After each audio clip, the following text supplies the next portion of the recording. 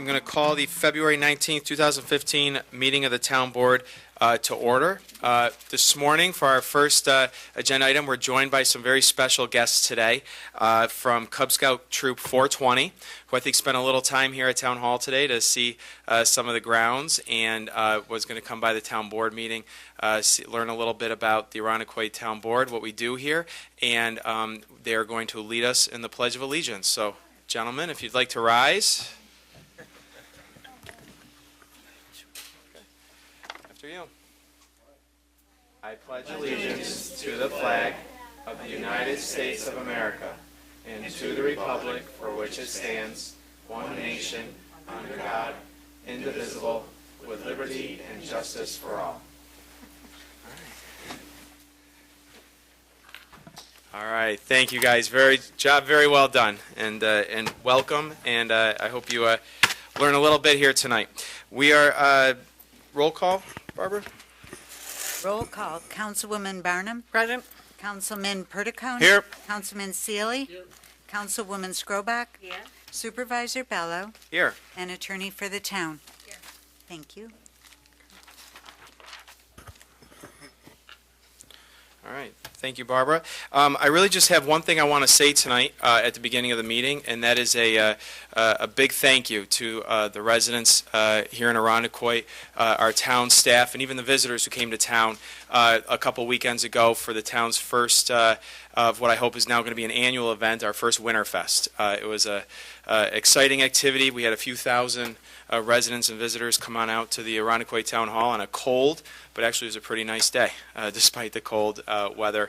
Enjoyed a lot of different activities here, including our new ice rink. So we're very excited. I thought it was a great event, so I want to thank everybody for coming out and participating that day, and again, thank the town staff for their fantastic job putting that together, and for all the organizations that helped contribute to it as well, including the Irondequoit Chamber of Commerce, the Irondequoit Crime Coalition, the Boy Scouts were there, and so there's a lot of great community partners that were a part of that. So thank you all for your participation. The next agenda item is public input. Our first speaker signed up is Diane Stark. Good evening. Diane Stark, 538 Shelford Road. I'm here this evening representing the Friends of the Irondequoit Public Library. Two things that I wanted to mention. Recently, we sent out a letter of renewal to all our members, and I would like to thank all of those who have sent in their donations for this year. I think everybody knows that the Friends are the organization that's strictly volunteer, and we try to have events and things that we sell to earn money to pay for the programs that are not covered in the line item budget from the town. So I thank everyone who sent in donations, and if anyone else is interested in becoming a member of the Friends, it's really cheap. We're cheap on everything. $10 for individuals, $15 for a family. I left some membership forms over on the table if anybody is interested, or you can find them either branch at the library or online. And the other thing I would like to talk about, I have a flyer here. I think you've seen it around.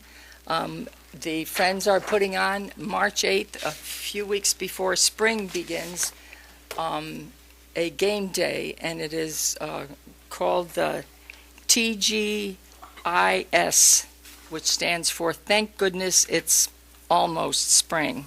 Can't tell that today, but in March maybe we'll get lucky. It'll take place on Sunday, March 8th from 2 to 5 p.m. at the St. Paul Exempt, 690 Thomas Avenue. And there will be life-size Candyland game characters from the game for your youngest family members. The gal who's organizing this, I wasn't part of this committee, emailed me last night and said, would you be willing to do this? She said, I have a character that just fits you perfectly, Grandma McNutt. And I thought, I don't know if that's a compliment or not, but I thought, well, I'm on the Friends, I want to help out, so look for Grandma McNutt. For all others, there'll be a wide variety of family games. There'll be light snacks and more. And for moms and dads who are sick of sippy cups for the little ones, There'll be wine and beer, I think, that you can buy at it. The cash bar for beverages for the whole family. The cost is $3 per person or $10 for the entire family. You are encouraged to purchase tickets in advance at both branches of the library, and since space is limited, but there will be tickets available at the door on March 8th. And also, I have placed some flyers on the table here in this room. So we look forward to seeing you. Very happy that the Winter Festival was such a success. I did not go to it. I was busy, but I drove past and I thought, what is going on? Why are all these police here? And then I saw people lined up for all the different things that were going on. So it was great. Great, thank you. Thank you. Stark, thank you. The next person signed up to speak tonight is Michael Capes.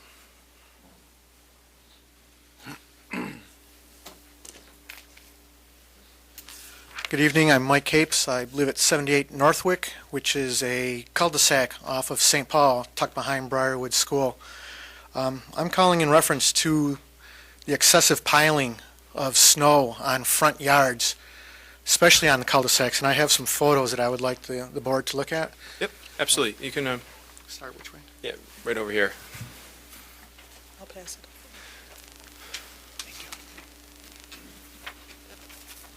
And this is in reference to Friday the 6th of this month in the afternoon. They normally, the way the cul-de-sac goes, they pile as much as they can in the middle, and then they start pushing it off to the sides, and our yard happens to be the repository from the majority of the snow. And I understand that snow can be piled from the street to the sidewalk. That's the town's right-of-way. On that day, 2 front loaders in that afternoon came to our yard, and they pushed the snow up to the base of our red maple tree, which is at least 18 feet past the sidewalk. 2 of them, and I'm talking a large amount of snow. I called over to the Public Works, spoke with Ann Doler. I wanted somebody high up to come to our house so I could show them what there was, to talk to us about this, or even for a phone call, and I did not receive any contact from Bob Kiley or Patrick Meredith to this date still. Yesterday they came, took away a lot of the snows, put them in dump trucks and hauled them away. Now I went and I searched online in the town code to look to see what there are limits as far as how high snow can go past the sidewalks on private property, especially 15 to 20 feet, and I can't find anything that says that the town has that right to do something like that. Since we've moved in close to 6.5 years ago there, my father has spent well over $1,000 through ChemLawn, True Green, and other landscapers for topsoil, fertilizer, nutrients, and all that can possibly grow on our front portion of our lawn. You can see by the color picture, it's all dead crabgrass and dandelions. That's all that can possibly grow there because of all the salt that is pushed up onto our lawn. Not only that, my father just passed away just a couple months ago, and towards the end he was dying of chronic heart failure. And every spring he was on his hands and knees picking out pieces of pavement, asphalt, and rock from our yard before he can even run the lawnmower for the first time in the spring. And the plow would chew up even the right-of-way. We couldn't even run a lawnmower over that. Luckily this last summer when they were doing the patching, they had the big roller and they were able to flatten it out so we could finally cut our lawn. I realize there are 2 other large yards in our cul-de-sac. I don't know if the plowmen are not trained, but they only go in one direction, why they can't go in another direction and use other lawns, or bring the big dump truck with the front loaders in more often to clear the big mountain that's in the middle and not have to use people's front lawns for this thing. And I measured, in one of the pictures, I put a pole down where the sidewalk ended, put my hat on it, I measured with a tape measure to how far that snowbank was, and it was at 18 feet when my tape measure ran out. The other thing that I'm worried about, too, is those snowbanks were within 4 feet of that fire hydrant. Fire Marshal Merrick lives a couple doors down from me, and we're both very diligent about clearing that snow around that hydrant. And then one picture shows I took that picture from the road, looking over the fire hydrant towards my house, and you can barely see my house. If, God forbid, there was a fire, there is no direct line from that fire hydrant to our house. That snowbank covers access to fire hoses directly to our house. They would have to go detour. I want to know what the town code is as far as being allowed to use people's front lawns for a repository. I do understand the right-of-way, but not that far up. And if it wasn't for my maple tree there, I wonder how much farther they would have tried to have pushed that up. Because when my mother saw them push it up, and they were 2 young guys, he said they were laughing like it was a contest. who can get the snow up the yard further. And I believe ours is not the only other yard. I saw a yard on Chestnut Hill that had the same issue. Okay. Thank you, Mr. Capes. We'll follow up with you. Thank you. Okay, was there anyone else who wanted to address the board during public input that did not have a chance to sign up? Okay, thank you.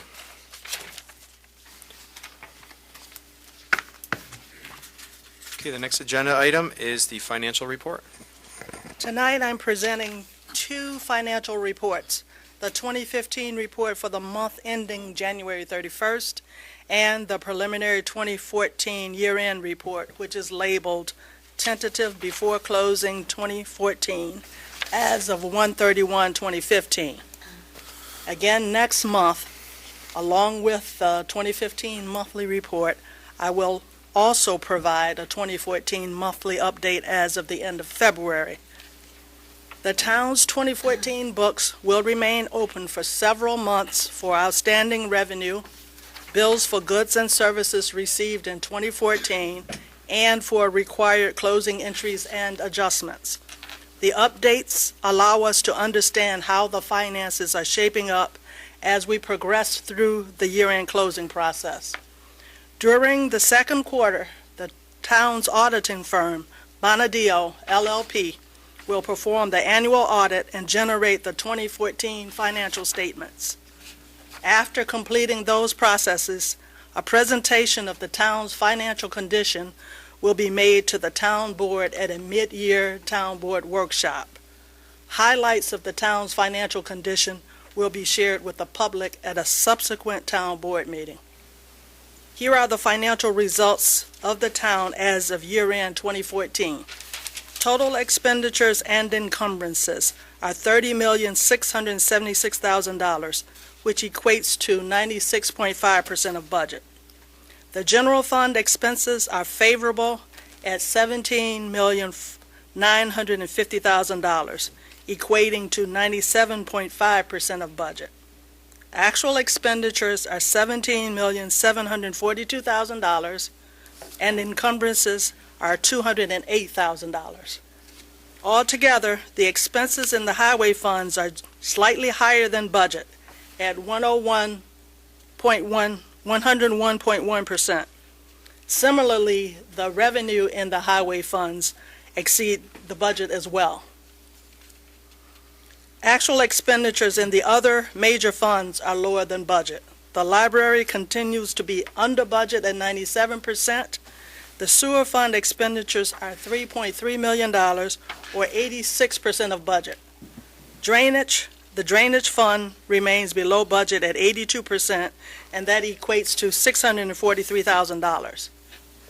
The amount of revenue received in the general fund is $16,958,000, 92.8% of budget. As previously reported, the town has received 100% of real estate tax, 100.7% of pilot revenue, payment in lieu of taxes, and 100% of state aid. The mortgage tax shown on the report is $674,000, and that reflects a full year of activity. It is 89.9% of budget. $2,278,000 of sales tax has been received to date. That equates to 66.5% of budget, and it reflects 8 months of activity. We still have 4 months of activity, 4 months of sales tax revenue that's payable to the town. The franchise cable TV revenue of $370,000 is for 6 months, and that equates to 46.5% of that budget. Income from the cemetery is at 116% of budget. Fines and bail forfeitures revenue is ending the year above budget at 135%. Other sources of revenue stands at 119% of budget. The primary driver for favorability in that revenue category is property maintenance and cleanup. The revenue there is $303,000. That's 168% of the $180,000 budget for that line item. Currently, the general fund expenses are greater than revenue by approximately $990,000. However, our expectation is that revenue will exceed expenditures because the town has approximately $1.7 million of outstanding revenue for the general fund. Regarding the entire town, 96.3% of revenue has been received to date. The library has received 99% of its budget. Highway has received 101.2% of revenue, and I mentioned that earlier. Highway, the expenditures are slightly over, however, the revenue is over as well, so that basically balances out. And 100% has been received for the sewer fund. This concludes the 2014 tentative year-end financial report. All right. The second financial report is for 2015. The 2015 financial results for the town as of January 31st. Total expenditures and encumbrances are $3,732,000, equating to 11.5% of budget. That's higher than the percent of the year that has elapsed. 88.3% of the year has elapsed. Actual expenditures are $2,295,000. Encumbrances are $1,436,000. Encumbrances are typically high early in the year. Departments are committing to services, supplies, and commodities that will be needed throughout the year. The general fund expenses are 13.1% of budget, $2,497,000. And again, that spending level is to be anticipated at this point in the year. The expenditures break down as follows. Actual expenditures, $1,519,000, and encumbrances, $978,000. Together, the expenses in the highway funds are $619,000, 11.3% of budget. Again, that's above the 8.3% of the year that has elapsed. As you might expect, Highway 4, the Winter Maintenance Fund, has a sizable encumbrance for salt.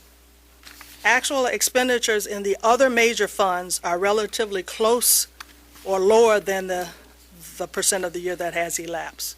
Sewer is at 5.6% of budget, $222,000. Stormwater drainage is at 4.1% of budget. The library has recorded expenses equating to 9.7% of budget. The revenue received in the general fund is $3,510,000, 18.5% of budget. Of that amount, $3.1 million is tax revenue. That's 29.5% of the real estate tax budget.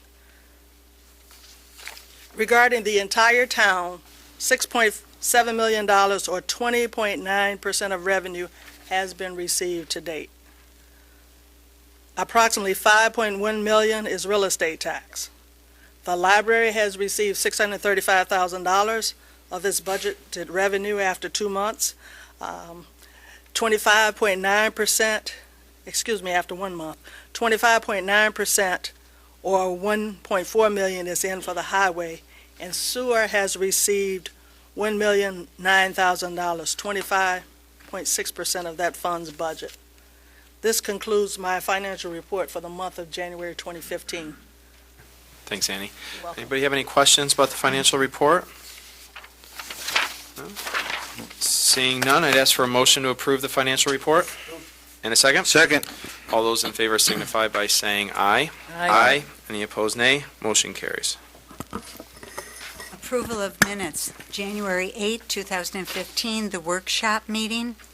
Can I have a motion? And a second? Second. Any questions or corrections to make to the minutes? Seeing none, all those in favor say aye. Aye. Any opposed, nay. Motion carries. January 15, 2015, the regular town board meeting. Can I have a motion? And a second? Any questions or concerns? Seeing none, all those in favor say aye. Aye. Any opposed, nay. Motion carries. Items for board action. 2A, 2015-3, calling for a public hearing on the matter of amending Section 235-36, paren A, to include jewelry and coin exchange dealers, pawnbrokers, and second-hand dealers, and referring the proposed local law to the Town Planning Board and Monroe County Planning Department. Okay, and just to be clear, the public hearings are scheduled to start at 7:35, so we're jumping ahead in the agenda, and we'll go back to the public hearings at the appropriate time. Okay, so can I have a motion and a second? Second. Thank you. And again, this is to a call for a public hearing at next month's town board meeting. Essentially, jewelry and coin exchange dealers, pawnbrokers, and secondhand dealers are businesses that are only allowed to exist in manufacturing districts. So this amendment that we're having a public hearing on is going to remove any ambiguity there and to clarify that that is the case, that they're only allowed to exist in the manufacturing districts. And so this public hearing will be held at next month's town board meeting. Any questions or concerns? Seeing none, all those in favor say aye. Aye. Any opposed, nay. Motion carries. Item 2A, 2015-4, calling for a public hearing on the matter of amending Chapter 235, Articles 1, 4, 9, 15, and 24 of the Town Code, and referring the proposed local law to the Town Planning Board and Monroe County Planning Department. Can I have a motion? So moved. And a second? Thank you. Again, this is, we'll talk about it next month again at a public hearing. This resolution sets a public hearing for next month's town board meeting to amend Chapter 235 of the Town Code. Essentially, what this amendment would do would ensure that R1 remains R1 in the town of Arundecoit, that single-family residences are the only allowed residential use in R1 zoned districts. Any questions or comments from the board? Seeing none, all those in favor say aye. Aye. Any opposed, nay. Motion carries. Item 2A, 2015-5, authorizing an appropriation transfer within the 2015 Bureau of Parks budget. Can I have a motion? Moved. And a second? Second. Thank you. And this resolution, as it's stated, is appropriation transfer in the Bureau of Parks budget. Essentially what this does is transfers funds from a contractual services line to a salary line. The town had appropriated funds for the cleaning and maintenance of cabins at Camp Eastman in the contractual services budget. Upon doing some study of the situation and looking at better ways to provide enhanced services to our residents for a lower cost, we were able to find savings to be able to clean the cabins better and do it for a much lower cost using personnel, part-time staff members in that department, and that comes with some fairly significant savings to the town taxpayers. So this budget transfer would allow that process to take place. Any other questions or comments from the board? No? All right, and I do want to thank the Commissioner of Community Services and the Deputy Commissioner, Bob Kiley, for their work on this. Always looking for ways to provide more service, better service to our residents for less tax dollars. So they should be commended for their efforts there. Without any other comments or questions, all those in favor say aye. Aye. Any opposed, nay. Motion carries. Item 2A, 2015-6, authorizing the amendment of the purchase of 2 heavy-duty dump trucks with snow plowing equipment to be used by the Department of Community Services, Bureau of Public Works. Can I have a motion? Moved. And a second? Okay, Commissioner Meredith, just a brief explanation of the resolution. Yeah, this resolution is authorizing the amendment of Resolution 2015-4, which authorizes the purchase of 2 international dump trucks. The amendment includes adding an additional $29,200 to the approved purchase order, of which will now be a total of $450,494.15. This amount is still within the 2015 budgeted amount of $480,000. All other items in the amended resolution have remained the same, with the contract going to Regional International Corp. Great, thank you. Any other questions or comments from the board? Seeing none, all those in favor say aye. Aye. Any opposed, nay. Motion carries. Item 2A, 2015-7, authorizing the supervisor to enter into an agreement regarding maintenance on the elevator located in the Town Hall building. A motion? Moved. And a second? Second. Commissioner Meredith? The resolution is authorizing the supervisor to enter into an agreement regarding the maintenance of the elevator located in the Town Hall building. The resolution deals mainly with the routine maintenance of the elevator, but also provides for an hourly rate for emergency off-hour repairs if needed. Quotes were received, and Bison Elevator Service provided the best rate for the town at $140 per month and $110 per hour for after-hour call-ins. Thank you. Any questions or comments from the board? Pat, have we done preventative maintenance on it in the past? Yeah, we've always done preventative maintenance, yes. After hours is considered after 5? I believe after hours would be sometime around 5 o'clock. It would be, I don't know the specific time of day, but I would say probably be around 4:30, 5 o'clock, or on weekends, Saturday or Sunday. Looks like after 4:30. Excuse me? Looks like after 4:30. Okay. Just did a quick scan here. Thank you. Good. Okay, Okay. thank you. Any other questions? All right, seeing none, all those in favor say aye. Aye. Aye. Any opposed, nay. Motion carries. Item 2A, 2015-8, rejecting all bids received for the Somerville Area Sewer Replacement Program. Can I have a motion? So moved. And a second? Second. Great, thank you. Again, just the title of the resolution speaks for itself, rejecting the bids for the replacement program. Any questions or comments from the board? Okay. All The those in- resolution does approve the re-advertisement of the project as well. Perfect. So it's going to go back out to bid. Yes. Any other questions? All those in favor signify by saying aye. Aye. All opposed, nay. Motion carries.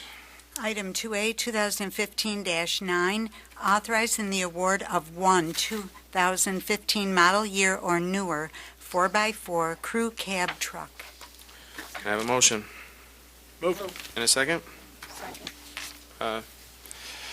Commissioner Meredith? The resolution authorizes tonight. the award of one 2015 model year or newer 4x4 crew cab pickup truck to be used by one of the foremen.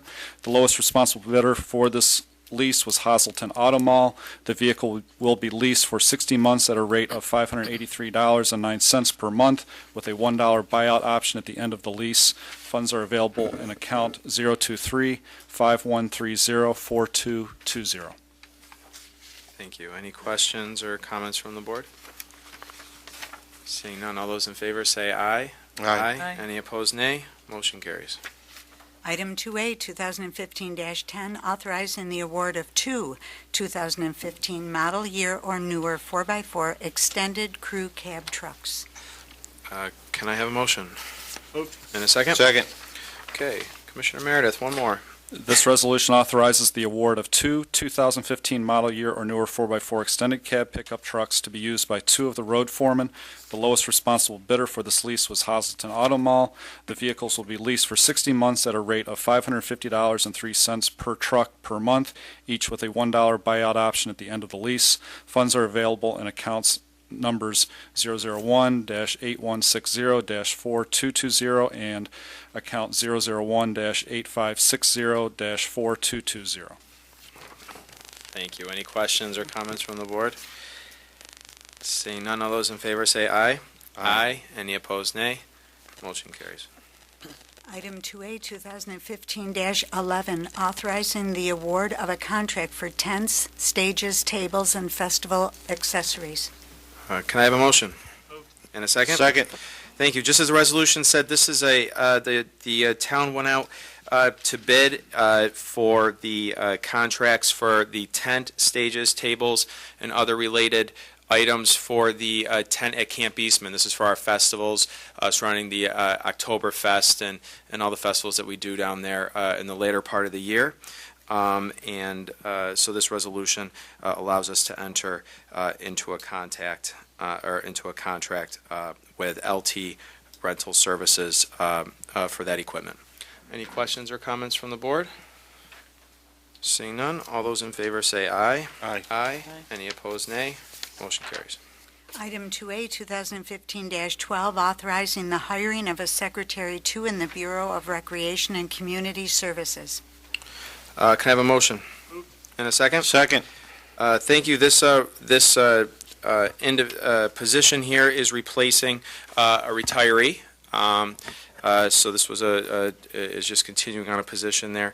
This is the person who's responsible for helping to work with the town staff in scheduling our parks, our sports fields, and ball fields, things of that nature around town, and in general working with the Bureau of Recreation.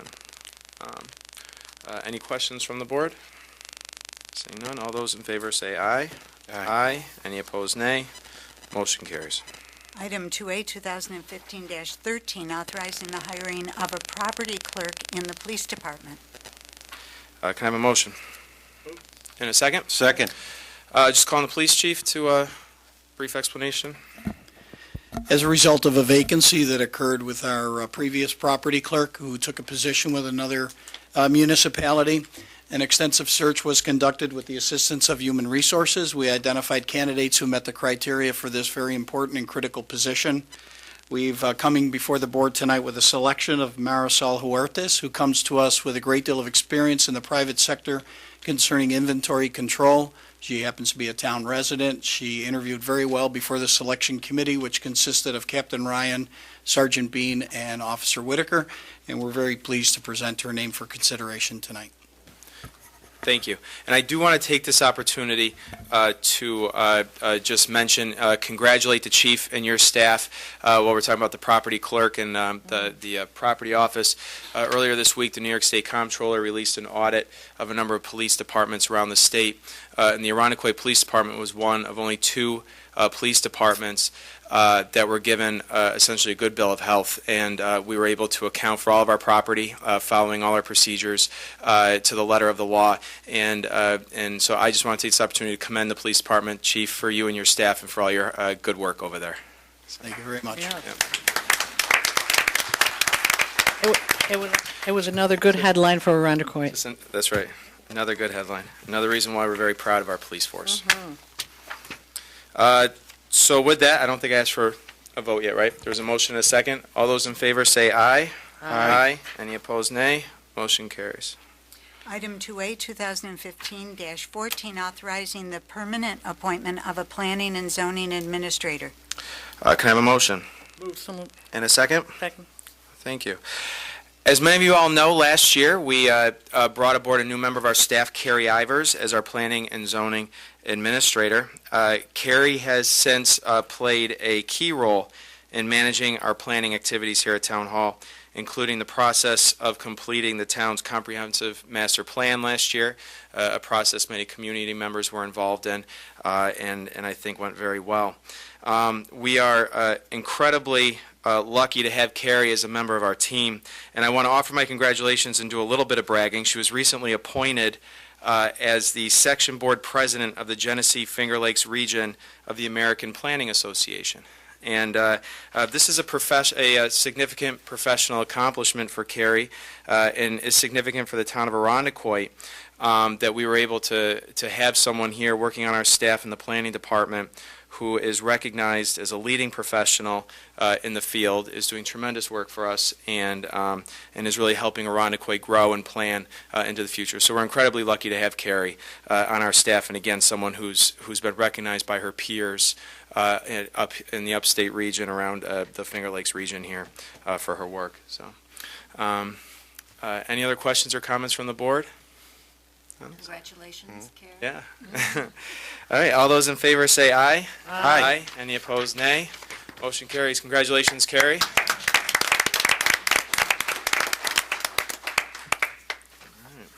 It is now 7:35. First public hearing, PH 2A 2015-1, in the matter of granting a special use permit to convert office space into living space located at 420 Seneca Road in a C commercial district. Can I have a motion to open the public hearing? So moved. And a second? Second. All those in favor say aye. Aye. Any opposed, nay. Motion carries. Would you like to address the board? Yes, thank All you. right. Thank Good evening. My name is Joe O'Donnell. I'm the architect of record for this project. They reside at 150 Versailles Road, Rochester, New York. I have with me tonight Mark McGrath. He's the proprietor of the Glassman Incorporated, a commercial and residential glass and window company. I won't take up a lot of your time, but a brief history. Mark's owned this building and property for some time. We've been in front of planning and zoning over the past several years, trying to get approval for the highest and best use of that site. We went through the whole renovations of the 590 interstate, which then sort of created more of a drive-by than a stop. So originally it was Mark and his wife's plan to open up a gift shop there back in the day. And as the landscape of that area started to change, it became more and more obvious that that type of use was not going to be successful there. And as we all know, we don't want unsuccessful in dark buildings in Arundecoit. So Mark, having offices down in one of a building downtown, decided that maybe what I should do is move my business up here, create a showroom and more of a display area on the lower first level of the existing building and have offices on the second floor. Again, as things evolved, he decided then to move his shop up here. We've received the zoning and planning approval for the addition of a shop area in the back and with the continued display area in the front. Mark resides down on Seneca and right on the bay in a very, I'll be kind, treacherous driveway to get down there. He was, as a result of one of the landslides that happened some years ago and the wall had to be built up. It's a very narrow driveway, and this winter has been proven very difficult to get up and down there. It's probably, if I had a guess, 200 to 300 foot walk up to Seneca from the residence and up a very steep incline. I've had a vehicle down there myself just doing some work at his house, and I didn't. I decided to walk back. But in any event, so we're here tonight. What Mark would like to do is we took a look at the building, and we had a nice space up above, and he said, you know what I'd like to do is maybe convert this to a loft-style apartment that my wife and I, just us, can use, not for rent, during the winter months, and we'll shut down our house down on the bay. And so we went to the town, we talked to staff. They said, we need to go for a special use permit with the town board. We've submitted plans, and we've talked to the building inspector and the fire marshal, and I think we're all in order with them. So we're here basically tonight to just get your final blessing on the concept to use the second floor for his own use, not for rent, not for market. Okay? And I'll open up the questions. Great, thank you. Does anyone on the board have any questions for them? Have you been in touch with people who, are residing directly around your property? Yeah, I would say not relative to this application, but when we were in front for the planning and zoning for the building addition, I do recall a gentleman who lived across the street who was happy that that property and that building were going to be upgraded, which have been. Mark actually has incorporated some of his own products and storefront into the window openings. We've added a glass vestibule. He continues to improve it as time allows when he's not actually out doing contract work.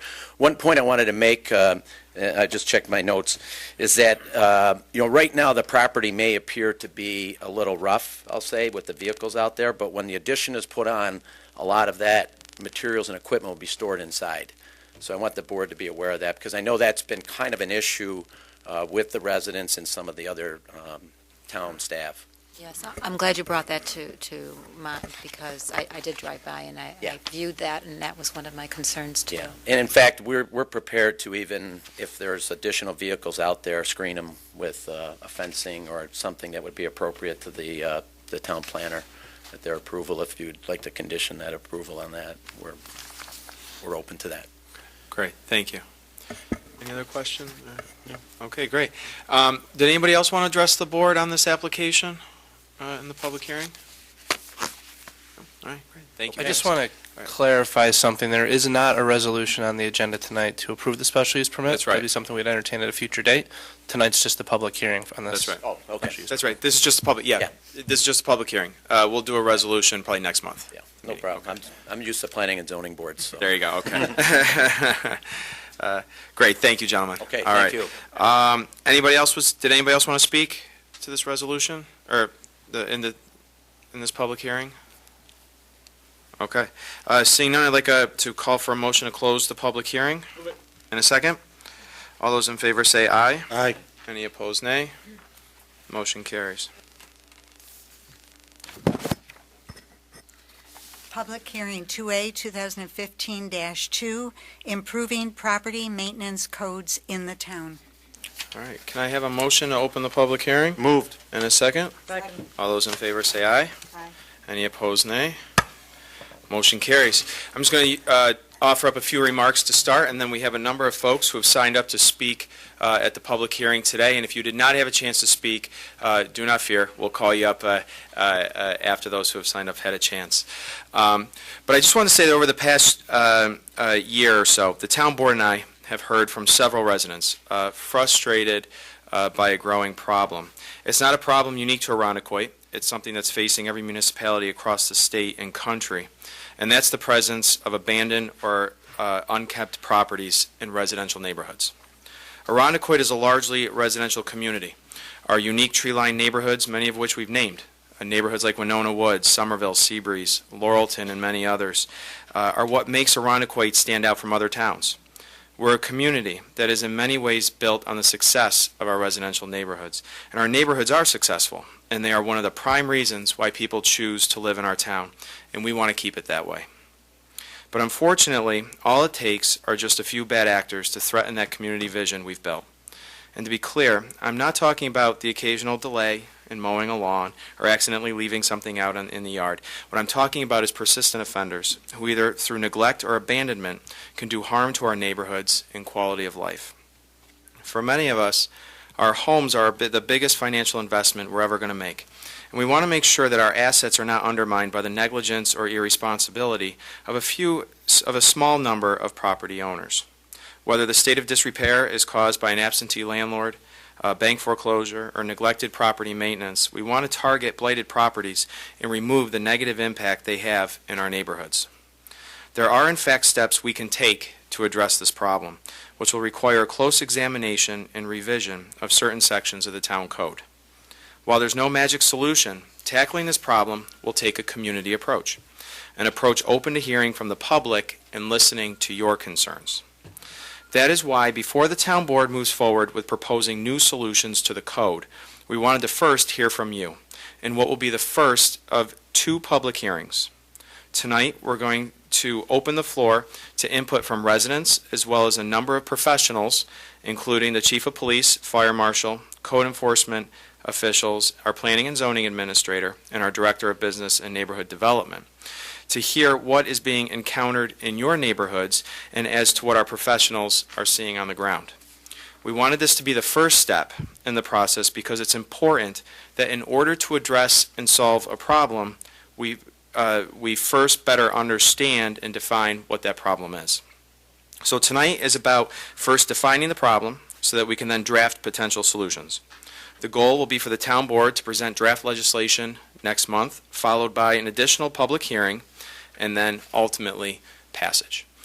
So that lays out the time frame and sort of what I'm hoping to gain from your input here tonight.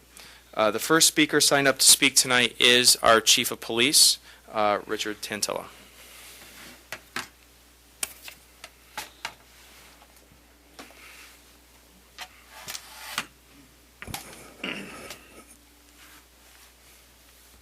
Good evening. I'm here to speak in regards to the matter of improving the property maintenance codes and some of the instances and incidents that our officers are called upon to investigate and conduct an inquiry about a property that's either vacant or has an absentee landlord. We've encountered a number of situations where police service calls, and we do encourage our residents to call us, have been generated as a result of activities and unsafe conditions that are identified and subsequently require some type of mitigation. Arundecoit police officers have been requested via 911 to assess a number of properties involving unsafe conditions as well as potential illegal activities within a structure that is not properly maintained or monitored. Some of the examples I'd like to cite.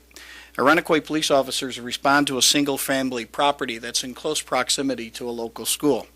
Upon assessing that property, they're able to determine that someone has gained entry, and once they check the interior of their property, they see that it has become an area for apparently adolescents to congregate and perhaps indulge in substance abuse-related activities. They are frustrated with the fact that they're not able to contact or notify a responsible property representative in order to secure that particular residence so that this type of activity doesn't occur, and more importantly, no one is injured and this unsafe condition doesn't continue. In another instance, officers are called to a residence that's been vacant and determined that an individual has been residing in the basement of this particular property, and upon police arrival refuses to surrender himself. Additional resources respond to that particular situation, which obviously takes away from other neighborhood patrol functions. And after an investigation, the individual does surrender himself to police. The property is secured by the town of Arundecoit. However, there's no property maintenance person or responsible authority that can assist us with charging this individual with the crime that's been committed. Officers respond to another residence that is vacant and locate two individuals who are occupying this particular property. Once again, the investigating officers take the individuals into custody. Both of these individuals can't be charged because we're still waiting to hear from a responsible authority or holding company in order to pursue those criminal charges. Lastly, officers respond to a residence after a neighbor calls, and we certainly do encourage our residents to call us about an open window to a property that is vacant. The officers respond. We're able to determine that the front door was not properly secured, and once investigating that particular situation, we're able to notify a property maintenance company that was out of town. Unfortunately, it took 2 days for them to respond, but at least that particular situation was corrected, and we have no further incidents there. In 2013, we had a number of properties that were entered and were committed a burglary that we call a copper burglary. And that frequently occurs because the property's vacant and no one's there to monitor the activity, and that could be unknown to us for several days. So it's important for us to be proactive, and I commend the board for taking this particular action, at least considering enhancing and improving our current codes associated with this. I know that in addition to the Arundecoit Police Department, members of Development Services, the Fire Marshal, and other resources have been called to assist with these properties and these unsafe conditions that might exist and continue to work to maintain the integrity of our neighborhoods. We know that this is important for us, and we realize that these criminal incidents can be reduced if we're more proactive in regards to securing these properties, that these neglected properties certainly impact the property values of all of us that live within these neighborhoods, that these properties are easily identifiable to those who might be going through our neighborhoods and to determining what opportunities might exist for them to commit a criminal act. The risk associated with unsafe conditions that could increase the number of injuries and perhaps even a death occurring from a condition that might exist within that particular piece of property. We want to be proactive with this. We continue to encourage our residents to call us, and we want them to do so that we can document this particular situation that's occurring and also work collectively with town resources to prevent someone from becoming the victim of a crime and perhaps more importantly, being injured as a result of these unsafe conditions. Thank you very much. Great. Thank you, Chief. Okay, the next person signed up to speak is the Arundecoit Fire Marshal, Greg Merrick.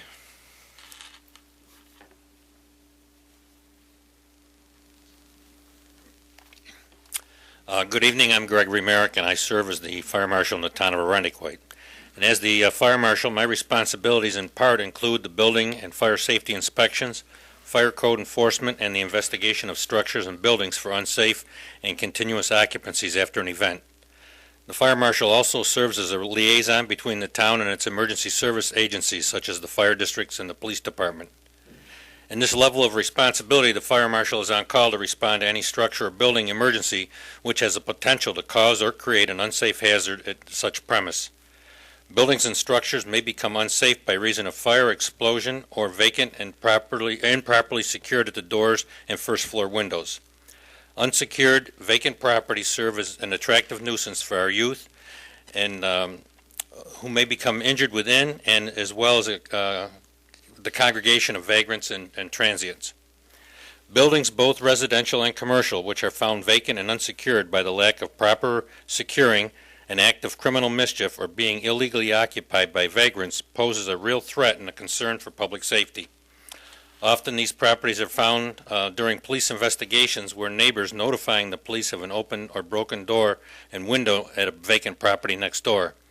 These investigations often find that the property was entered for the purpose of obtaining and selling salvageable materials or illegally occupying, whether for temporary means or a permanent nature, and that might be for use looking for a place to party or a homeless looking for a place to live. By not having a current or good contact name or number, this property becomes a problem for the town. If left unsecured, these conditions are repeated either by the same individuals or new prospects to the property. By having the property secured, the town takes additional expenses which are researched for reimbursement. In either case, both the police department and the fire marshal often spend a significant amount of time looking for a responsible party to take the responsible action in the event. Vacant or zombie properties are not isolated to any particular neighborhood or area of the town. Some of these properties are found and already known to the mortgage companies, having notices posted and signage indicating that the property has been winterized and being maintained by a maintenance company. These notices do have an 800 number to call. However, many of these property maintenance companies have answering services for after hours. Those property maintenance service companies which are able to be contacted after hours report that they will have the unsecured property concern addressed immediately, which means within 48 hours of their next business day. This means a property found unsecure on a Friday evening will receive attention within 40 hours of Monday morning when the business office opens. Having a vacant property registration requirement will significantly aid the ability to better know not only where but who is responsible for many of these properties. During the past 12 months, I have responded to assist the police with approximately 27 vacant properties, and on more than one occasion have reported to the same location on more than once in the 30-day period. Great. Thank you, Greg. Thank you. Okay, the next person signed up to speak is one of our code enforcement officials, Greg Smith. And Mary Werner. Get me first. Okay. All right. Good evening. For those of you who don't know me, my name is Mary Werner, and I'm a code enforcement officer for the town of Arundequoit.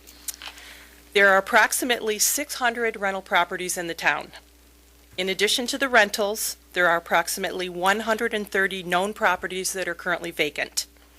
The Department of Community Development receives on average 1,600 property complaints per calendar year. They are investigated by the department, and the property owners are sent a violation notice if a valid complaint is found. Greg Smith will share with you what the majority of these complaints concern. Thanks, Mary. Good evening. My name is Greg Smith. I'm also a code compliance officer with the town of Arundequoit. The complaints mentioned by Mary are called in for a variety of reasons. The most common concerns involve bulk refuse, either at the curb or scattered about the property, high grass or weeds, junked or unlicensed motor vehicles, off-street parking, or as they say, parking on the grass, general exterior maintenance issues with the structure, whether it be the house, the garage, or a shed, and especially from a safety standpoint, non-permitted or unsafe pools or spas, hot tubs, stuff like that. And that's about it. There's a lot of codes, but those are the main ones. Those are the main ones that you deal with? Yes. That's great. Thank you. Thank you, Greg. I'd next like to call forward Carrie Ivers, our Planning and Zoning Administrator.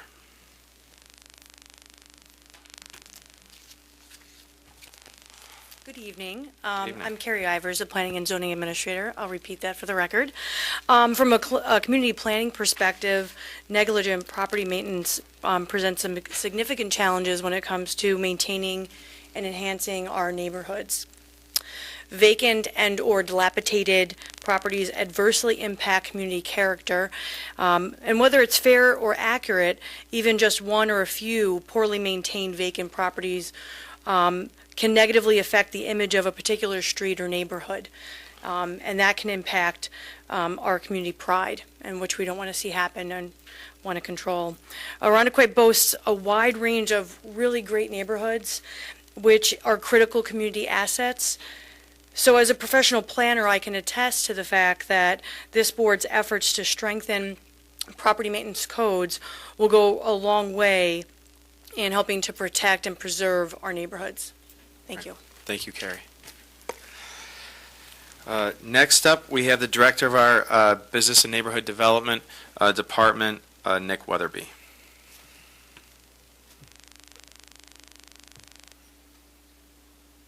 Thank you, Supervisor.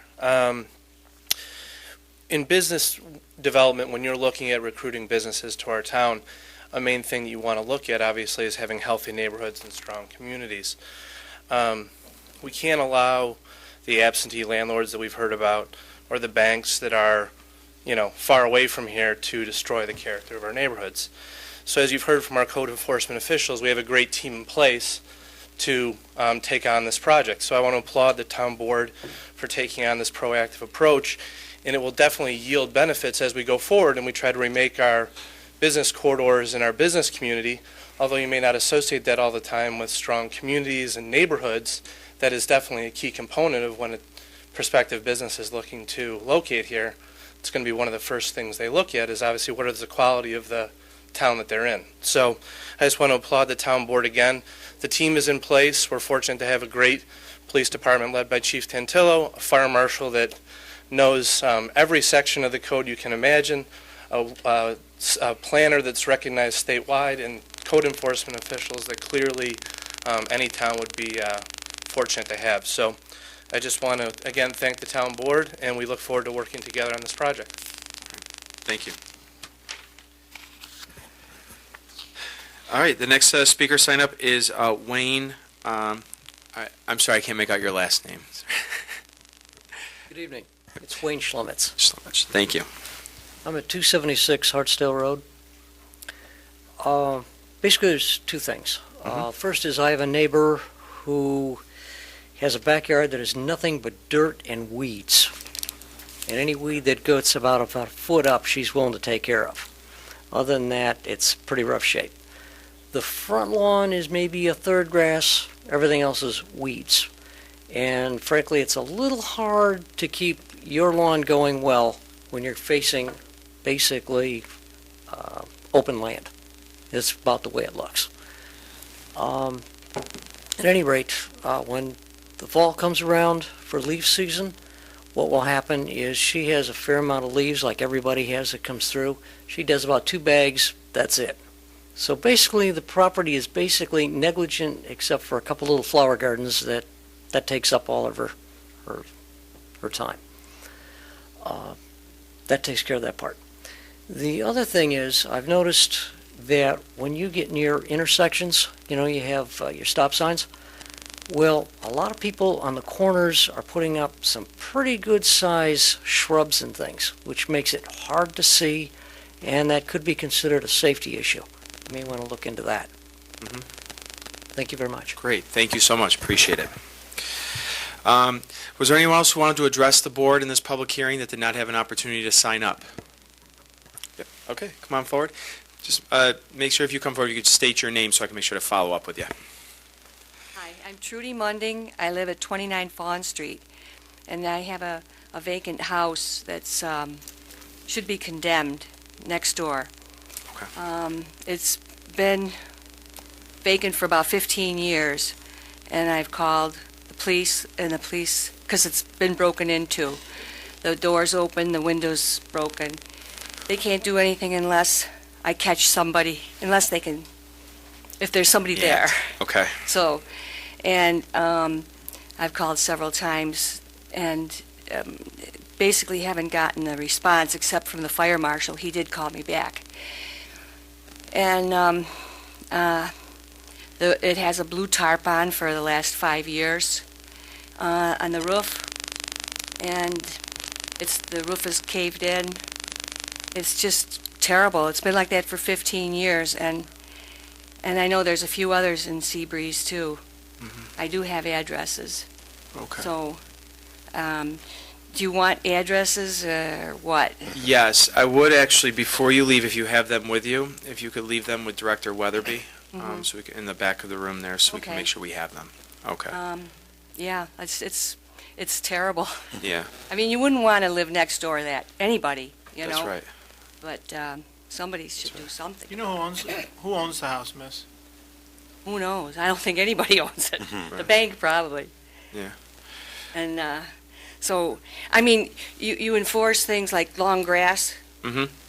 but this is really Beyond that. beyond. Right. And somebody should really do something. Okay, great. Thank you. Okay, thank you. Seems to be a running theme, too, about the ownership of the property. Mhm. Who owns them, and being able to figure out how to follow up on some of these issues that are being raised based on who owns it and who's actually responsible for the maintenance of the properties. And that seems to be, I think, a recurring theme Well, it's good that we're hearing here.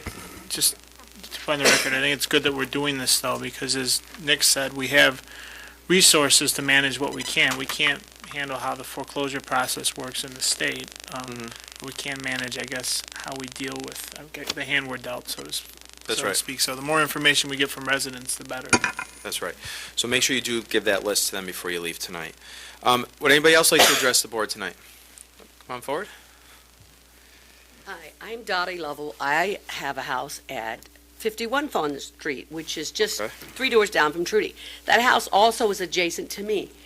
When you look at the house, it's smashed in the middle, but there's a tree coming across it and going to the neighbor's garage. And if you ever lived in Seabreeze, which, by the way, I've only lived there a short time, Okay. the wind can really howl off that lake. Just imagine if that thing caught fire. You would lose my house, her house, the house in front of, beside me, and God knows where. Because, you know, once a fire gets going and it's up on a little hill, they'd have a hell of a time getting up there to put it out. Not to mention that it's going to create havoc. The other thing is if it's bank-owned, why can't, I mean, any of us who get in trouble, we're put in the paper, and we're embarrassed by this. Why can't these people be put in the paper? Why can't you say these banks own these property? This, you know, why can't you stick that in that paper, nice and big? Every mortgage company, anybody who owns anything that doesn't take care of it, make it an embarrassment, especially for the big banks. I mean, I am sure they don't want that bad publicity. Put a picture of this house. They won't believe it. I mean, it's that good. Right. It's an interesting idea. Why Thank you. not? Thank It's you. actually a very interesting idea. Thank you very much, Dottie. Was anybody else here like to address the board on this issue? All right, seeing none, I just thank you to everybody who participated tonight. Obviously, there was a couple running themes here throughout what some folks said, especially about the impact on the neighborhoods that these kind of abandoned or unkept homes can have. So it's not just that one property in particular, but impacts an entire neighborhood. And also the public safety aspects of this, and making sure that we're not leaving ourselves open to provide, that there's not places that provide for crime, things like that to occur. And also ownership issues, which seems to be a big issue, and that's a big issue when it comes relative to the zombie properties that we talk about, is who actually owns the property. Sometimes these foreclosures, you end up once the foreclosure process starts and the property is abandoned, you start to have disagreements about who owns the property and who's responsible for the maintenance. So these are things that the town board will certainly take a look at over the course of the next couple of weeks, and then come back to the public with some potential ways that we can address this here in town. Does anybody else have anything else they'd like to add before we close the public hearing? No. Is there a way for the public to be able to contact us in the interim by calling an office? Yeah, I would like to encourage, just like the police chief had indicated during his presentation, and then again with our code enforcement officials, if there is a code, if you perceive there to be a code issue or an unsafe structure, it should be reported to the town, especially if like the chief said, you should never hesitate to call the police. If you think that there is, you're never bothering the police, even if you think you're not sure, something just looks off, you should never, ever hesitate to call the police, because we have nothing but the greatest, finest men and women working for us, and they will come out and investigate what's going on there. Yeah. Okay. Great, thank you. With that, I'd entertain a motion to close the public hearing. Move. In a second? Second. All those in favor say aye. Aye. Any opposed, nay. Motion carries. We'll go back to the agenda. Item 2A, 2015-15, authorizing travel to Garner, North Carolina for investigative purposes. Can I have a motion? Moved. In a second? Second. Chief Tintillo, just a brief Sure. description. This is a ongoing investigation that we've been involved in. That's a very serious offense of felony nature. We've developed some new information where a person of interest associated with this particular investigation is within the North Carolina community. We'd like to authorize the travel and investigative resources necessary to pursue this matter and bring it to resolution. That will require Investigator Frascati and a yet-to-be-determined officer to travel by vehicle to North Carolina. We've communicated with the local authorities there. They're willing to cooperate with us and have everything in place upon our arrival so that we can move in a professional and efficient manner with this. Thank you. Any questions or comments? Seeing none, all those in favor say aye. Aye. Any opposed, nay. Motion carries. Item 2A, 2015-16, authorizing attendance to New York Tactical Training Conference and Expo. Can I have a motion? So moved. In a second? Second. Okay, again, Chief Tintillo? We're requesting permission to send 4 police officers to this annual training conference. It'll be composed of 2 members of our emergency response team and then 2 crisis negotiators that are within the Arundecoyt Police Department. It's an annual training for us. It provides them an opportunity to continue to develop their skill set, and in particular with the crisis negotiators, that's a very specific skill set that we've called upon a number of times. I'm very pleased to say that during the 9 call-outs, if you will, that we had in 2013, all were resolved very peacefully and without injury. Any questions or comments from the board? Sounds like a good investment to me. I agree. Okay, all those in favor say aye. Aye. Any opposed, nay. Motion carries. Item 2A, 2015-17, authorizing release and settlement agreement between Christian P. Cirilla and the town of Arundecoyt. Okay, can I have a motion? Moved. In a second? Second. Okay, thank you. Chief? During the course of an investigation, an individual's personal property was misplaced. In result, we communicated with that individual in attempting to locate that property. We were not successful in that particular regard. I'll be clear, it was never in our property room, so I don't want to muddy those waters. But in any event, we were able to compromise with a, if you will, financial settlement that was reasonable, I believe, on behalf of both parties in order to resolve this amicably between us. Thank you. Any questions or comments from the board? Seeing none, all those in favor say aye. Aye. Any opposed, nay. Motion carries.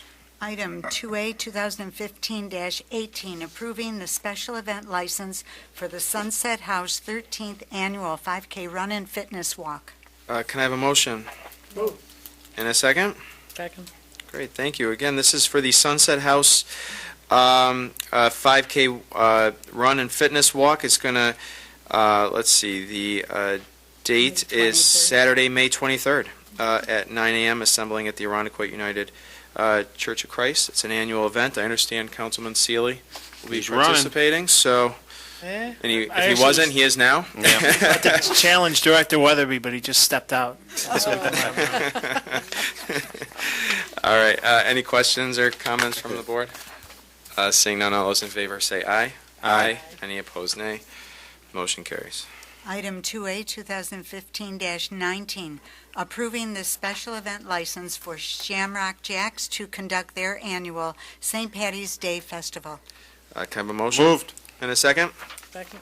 Okay, and again, this is for the Shamrock Jacks Annual St. Patrick's Day Festival from Saturday, March 14th, from noon to 9 p.m. through Tuesday, March 17th, again noon to 9 p.m. at Shamrock Jacks. Any questions or comments from the board? Seeing none, all those in favor say aye. Aye. Any opposed, nay. Motion carries. That is the last item on our agenda today. Just a couple quick announcements. There will be a special town board meeting on March 5th, 2015 at 5 p.m. It'll be a short agenda, but we're having a special town board meeting March 5th at 5 p.m.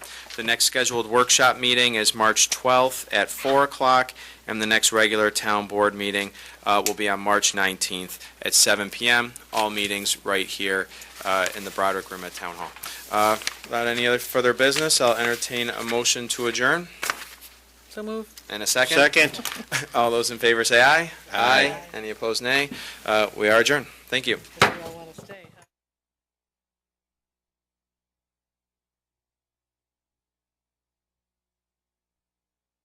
Government Access Channel.